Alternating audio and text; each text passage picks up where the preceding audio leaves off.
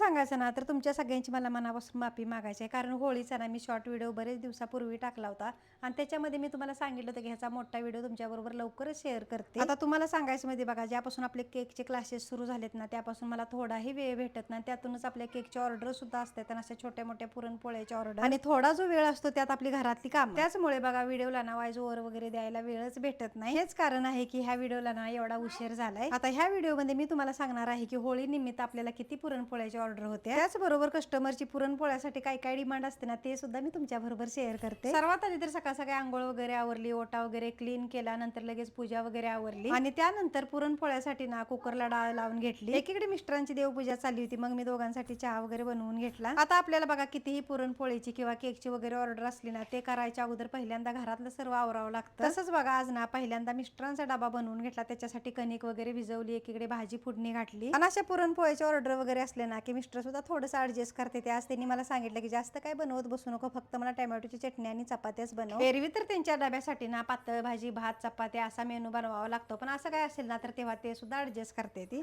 आता डबा वगैरे झाला ना की इकडे आपली डाळ पण शिजलेली होती, मग मी लगेच पुरण परतायला घेतलं. आणि आता तुम्हाला सांगते की कस्टमरची डिमांड काय होती. आज ना जवळजवळ 7 ते 8 ऑर्डर होत्या आणि काही जणांना ना पुरणपोळी खूप गोड हवी होती, तर काही जणांना मीडियम पाहिजे होती. त्याचबरोबर काही पोळ्या तेलाच्या होत्या तर काही तुपाच्या होत्या. आता खरं सांगायचं ना तर जेव्हा कस्टमर सांगतात ना की पुरणपोळ्या आम्हाला गोड हव्या, तेव्हा मी गुळाचा वापर जास्त करते, पण जास्त गुळाचा वापर केला ना की पुरण पातळ होतं आणि त्याला परतायला सुद्धा खूपच वेळ जातो आणि नंतर सुद्धा ना पुरणपोळी फुटायची चान्सेस असते ती. आज जेवढ्या पुरणपोळ्याच्या ऑर्डर येतात ना सिद्धे जशा येईल तसं इथं वहीमध्ये नोंद करून ठेवतोय.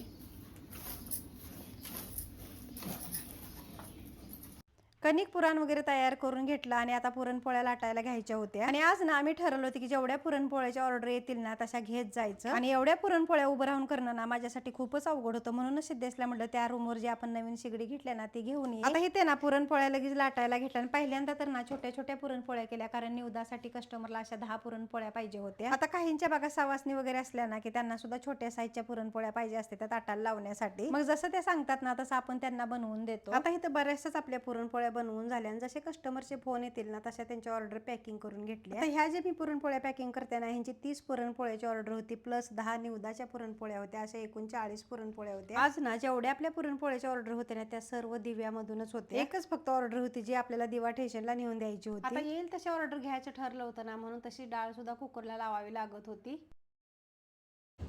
आता दुपारच्या 2 वाजले आणि जी आपल्याला सकाळी पुरणपोळ्याची ऑर्डर होती ना 30 पुरणपोळ्याची ती सिद्धेश देऊन आलाय, आणि त्यानंतर सुद्धा आपल्याला ऑर्डर आहेत आणि आता अजून अर्जंट आले तर त्याच्यासाठी इथं मी डाळ परत शिजायला घातले आहे आणि त्याचंच पुरण बनवत्या. आणि आता अजून आपल्याला पुन्हा 35 पुरणपोळ्या द्यायच्या आहेत त्या संध्याकाळी 4:30 वाजेपर्यंत. परत अजून ना त्याचीच तयारी सुरू केली. तर चला आता ही ऑर्डर आपण कंप्लीट करूया आणि दाखवतेच तुम्हाला ही व्हिडिओमध्ये.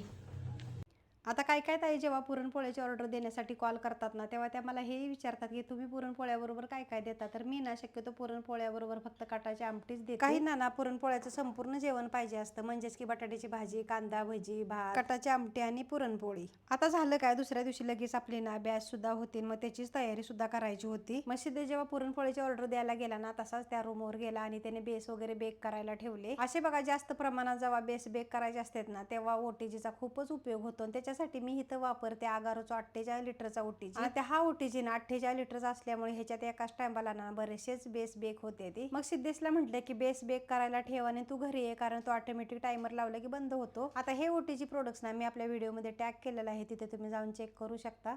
आजच्या आपल्या सर्व पुरणपोळ्याचे ऑर्डर कंप्लीट झाले, त्या शेवटची ऑर्डर आता सिद्धेश देऊन आला. त्याचबरोबर घरात सुद्धा आपण पुरणपोळ्या ठेवल्या, त्याच्यासाठी कटाची आमटी बनवल्या, तळण वगैरे, आणि आता भजी तळायला घेतली.